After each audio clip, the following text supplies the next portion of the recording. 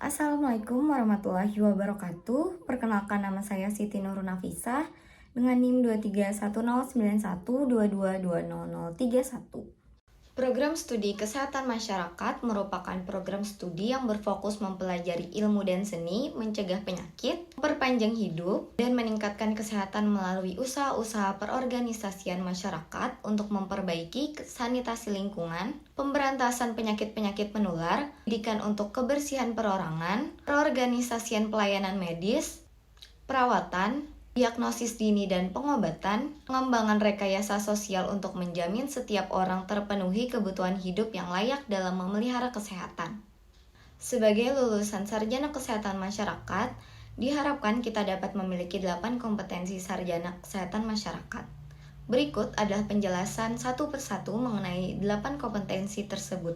Yang pertama, mampu melakukan kajian dan analisis situasi, atau Analytic and Assessment Skills. Sarjana kesehatan masyarakat diharapkan dapat mendefinisikan masalah secara tepat, menentukan kegunaan dan keterbatasan data, mengidentifikasi data secara tepat dan relevan sebagai sumber informasi, mengevaluasi integritas dan komparabilitas data, menggunakan prinsip-prinsip etika dalam mengumpulkan data dan informasi, membuat inference yang relevan dari data kuantitatif dan kualitatif, mengambil dan menginterpresentasikan data dan informasi yang terkait dengan resiko dan keuntungan, menerapkan proses pengumpulan data dan aplikasi teknologi informasi.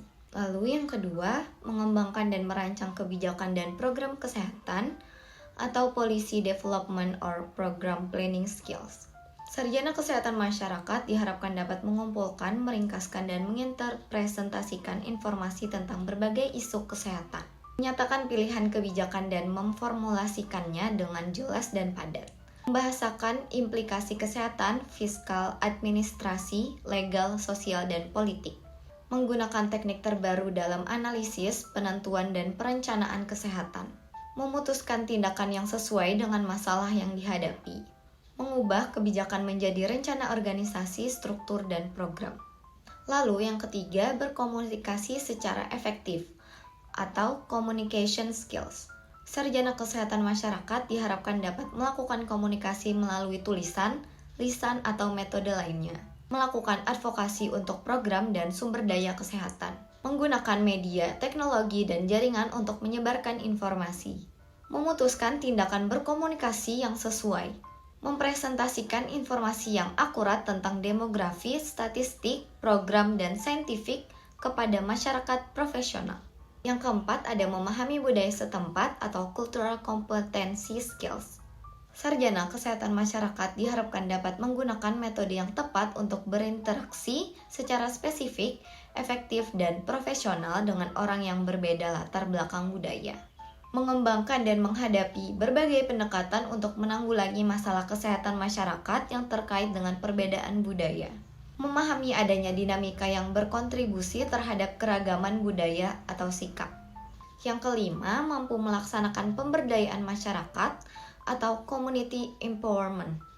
Sarjana kesehatan masyarakat diharapkan dapat mengidentifikasi peran faktor budaya, sosial, dan perilaku dalam pelayanan kesehatan. Merespon berbagai kebutuhan sebagai konsekuensi keragaman budaya. Mampu mengidentifikasi dan menjaga hubungan dengan berbagai pemangku kepentingan, menggunakan proses dinamika kelompok untuk meningkatkan peran serta masyarakat, mengidentifikasi potensi dan sumber daya yang ada di masyarakat, menghimpun masukan dari masyarakat sebagai bahan pertimbangan dalam pengembangan kebijakan dan program kesehatan, menginformasikan kebijakan program dan sumber daya kepada masyarakat. Yang keenam, memiliki penguasaan ilmu kesehatan masyarakat atau Public Health Science Skills.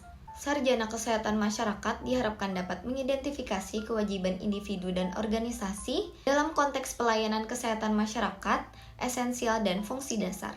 Mendefinisikan, menilai, dan memahami status kesehatan pada populasi, determinan kesehatan dan penyakit, dan faktor yang berkontribusi terhadap promosi kesehatan dan pencegahan penyakit. Memahami perkembangan sejarah, struktur dan interaksi antara kesehatan masyarakat dan sistem pelayanan kesehatan. Mengidentifikasi dan mengaplikasikan metode riset dasar yang digunakan dalam kesehatan masyarakat. Menerapkan ilmu kesehatan masyarakat, termasuk ilmu sosial dan perilaku, penyakit kronik, infeksi, dan kecelakaan. Mengidentifikasi keterbatasan riset dan pentingnya observasi dan kesaling hubungan atau interrelationship. Yang ketujuh, mampu dalam merencanakan keuangan dan terampil dalam bidang manajemen atau financial planning and management skills. Sarjana kesehatan masyarakat diharapkan dapat mengembangkan dan mempresentasikan suatu anggaran, mengelola program sesuai dengan kondisi keuangan, menerapkan proses anggaran atau budgeting, mengembangkan strategi untuk menentukan prioritas anggaran, memantau kinerja program, mempersiapkan proposal untuk memperoleh dana dari sumber eksternal, melakukan negosiasi dan mengembangkan kontrak dan dokumen lainnya untuk penyediaan pelayanan berbasis masyarakat.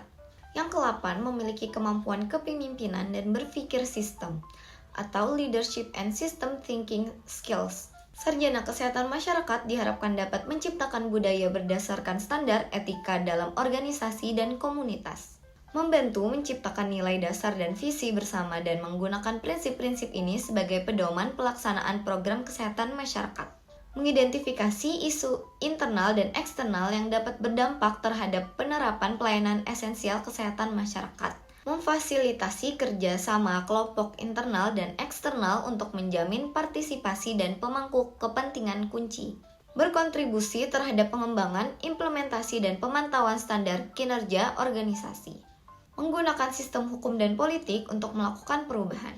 Sekian penjelasan saya mengenai 8 kompetensi sarjana kesehatan masyarakat. Mohon maaf apabila terdapat kesalahan dalam pemilihan kata dan penyampaian saya. Wassalamualaikum warahmatullahi wabarakatuh.